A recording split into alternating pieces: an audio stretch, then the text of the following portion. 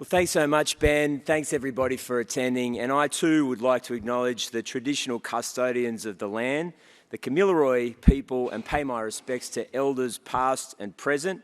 And also, I'd like to acknowledge any Indigenous First Nations people here with us today. The Daily Telegraph's Bush Summit is about bringing people together, whether they're business leaders, community leaders, or politicians, to get them all in one room and drive real solutions for the people of regional New South Wales. I think it's a testament to the summit's pulling power that I can acknowledge here today the Prime Minister, Anthony Albanese, Michael Miller, Chairman of News Corp, Ben English, of course, from the Telly, Adam Giles, the CEO of Hancock Prospecting, Mayor Russell Webb from Tamworth Regional Council, my colleagues, the Deputy Leader of the Parliamentary Labor Party, the Deputy Premier, Prue Carr, and Minister for Education, Minister for Energy, Penny Sharp, and Minister for Water, Rose Jackson. I think Tara Moriarty as well, the Minister for Regional and Western New South Wales. As the former Mayor of Tamworth, James Treloar, a self-described Nationals supporter, told me last night, no team has all the best players, which is true except for next year's Canterbury Bankstown Bulldogs team. But if we can come together, put down our spears for half a day and actually work through how we'll build up regional communities and drive the regional economy, this state and this country will be on a great path. My strong sense is, particularly in regional New South Wales, that however you vote, Australians still believe that we've got more in common with one another than our differences. And witnessing what's happening around the world, we may well be one of the last countries left where this still applies. It's so great to be with you in Tamworth, and we follow in the steps of 1.1 million people who visited this region every single year.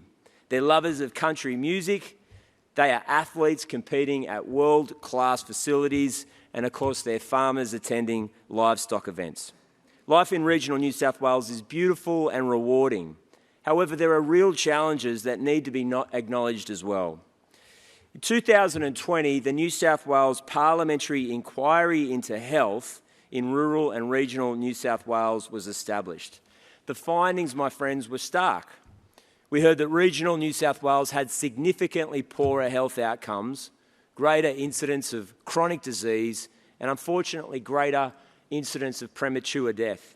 For example, rates of coronary heart disease, kidney disease, stroke, and every type of cancer were all higher for those living in regional areas compared to those in metropolitan areas. That meant that people living in the regions had, on average, a 2.2 years less in life expectancy than those in metropolitan areas. We heard that there was a critical shortage of professionals across rural and regional and remote communities.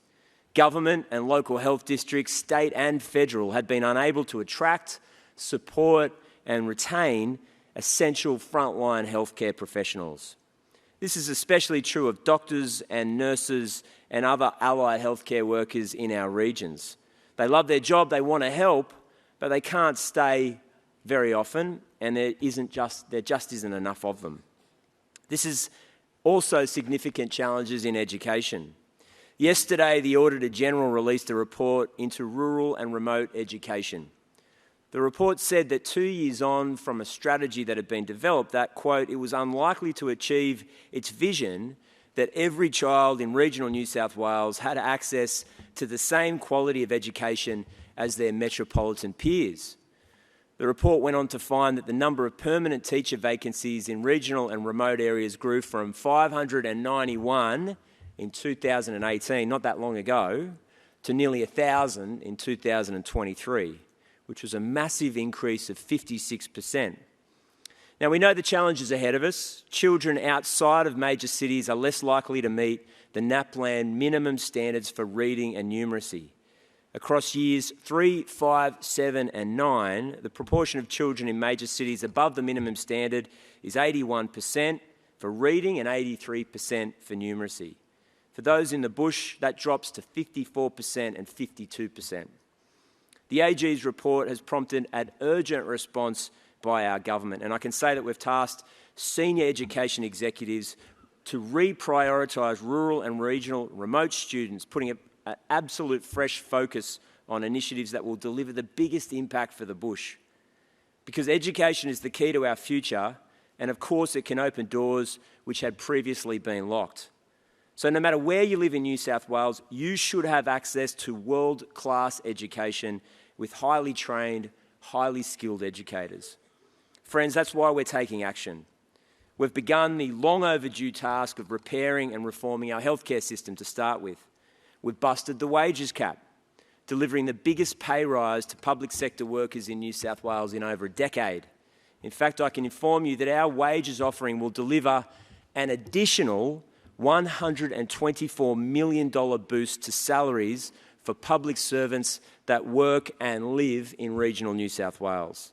That will have major flow-on effects to businesses, communities and the regional economies across this state. That was our first step in resolving just part of the state's essential worker recruitment and retention crisis. But it's not the last. We know that recruitment is key, and that's why today I can announce that the government will double incentives for healthcare workers to move to regional communities from $10,000 to $20,000. We have to grow our workforce. Thank you, sir. We have to grow our rural and regional workforce in remote areas. We know that workforce and skills shortages are contributing to inequitable outcomes in the health sector. The previous incentive, which was set in 2010, was never reviewed despite obvious and clear strains on the health system if you speak to anyone in any regional community. Now, we believe these incentive schemes do work, particularly in recruiting and retaining key workers, particularly in areas that are hard to fill. But we need to make sure that they're working for those that apply.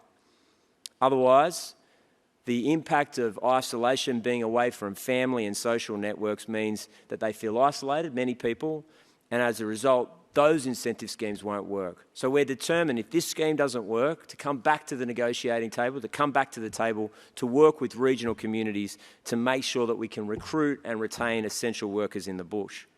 We believe this is an important step, but I've heard countless stories of experienced nurses and midwives who are either dropping their working hours or worse because they don't feel supported in the workplace. It's why we've begun the transition to safe staffing levels in New South Wales hospitals. When it comes to health in regional New South Wales, as a community, we can't ignore those who tell us there's a problem. We must listen, understand the issues, and then take decisive action. I can also report to the conference that the Deputy Premier, Brew Carr, yesterday directed the Department of Education to place regional education at the heart of every government decision in the portfolio. Policy changes in education, lifting up our test scores and competing with countries throughout Southeast Asia and the world will only work if we ensure that every kid, particularly those in the bush, are getting the benefits of those changes. We know too that one of the greatest issues facing regional education is teacher shortages. Over 50% of teacher shortages are in the bush. Now, prior to the election, we committed to end casualisation of the teaching workforce, to transition 10,000 temporary workers into permanent positions, along with 6,000 support staff. Since 2016, just 63% of the teaching workforce in New South Wales public education had the security of a permanent position. Now, that makes teaching less attractive. It's a lot harder to get access to finance. It's very difficult to get a mortgage and move to a regional community to establish roots and, as a result, create a family in regional communities. In June 2022, 34% of teachers in rural and regional New South Wales were in temporary positions. That number has now dropped to just 23%. Today, I can update you that so far, 10,568 offers of permanent positions have been accepted, with well over 50% being in rural and regional New South Wales. Another legacy of COVID will be the large number of people who move to the regions. For some, it will be a lifelong dream to leave the cities and start something new in the regions. They're doing something similar, backing themselves, starting something new, striking out on their own. Where we choose to live is one of the biggest decisions we make in our lives. The question is, have governments done enough to honour and support these choices? Have we provided the essential services, the critical infrastructure that people need to thrive in our regions? And it's not an altruistic question. We're all deeply invested in getting this right. New South Wales does not thrive unless our regional communities are thriving. Our state's economic prosperity is underpinned by strong regional economic activity. In fact, the regions are the largest and most diverse regional economy in Australia, contributing $125 billion to New South Wales's gross state product, and it's growing. And I haven't met a farmer who isn't talking to me about growing their business, becoming more resilient and efficient, somebody who says, these are the international markets that I'm already in, and here's where I'm targeting next. Farmers today, friends, have to be aware of the stock price, the share price, the commodity price, the long-term weather trends, the effects of climate change, the Aussie dollar, the rise of China, trade flare-ups, geopolitical dust-ups and wars. And they do it all with a shrug of the shoulders and a nod to what's possible, not just what's gone wrong. It's quintessentially a low-key, can-do attitude. And it's a characteristic born on our farms that I think eventually all Australians have picked up as their own. But one thing they can't battle by themselves is drought. Rural and regional communities across New South Wales are resilient and have shown that countless times facing bushfires, floods and the global pandemic. Unfortunately, drought conditions are continuing to emerge around the state, particularly on the North Coast, the Hunter and in the southeast. We know from dry times and droughts gone by that these sorts of seasonal conditions can lead to wider spread drought impacts across the state. We also know that the last 2 years of record value of production and farm profitability are going to be crucial in helping farmers prepare for the next drought. Because when farmers thrive, our communities thrive too. But we won't be complacent. The 2017-2020 drought was a wake-up call and taught us all a great deal about managing our water resources.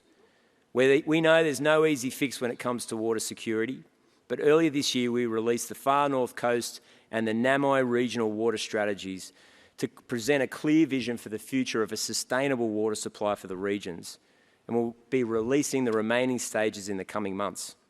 The government stands ready and willing to help regional New South Wales and to support regional communities during dry times. Friends, every new government has an opportunity to meet the unmet needs of their constituents. You, the people of regional New South Wales, have told us loud and clear that what you want from us. You want great schools in your towns. You want healthcare to be reliable and accessible. You want essential workers to be well remunerated and taken care of so that they stay in regional communities and provide the services that we all need. We won't shy away from these challenges. We're going to double down on our commitment to rise up and meet them head on. And we'll do it hand in hand with you for the good of our regional communities, for the good of our state, and of course for the good of our country. Thank you so much.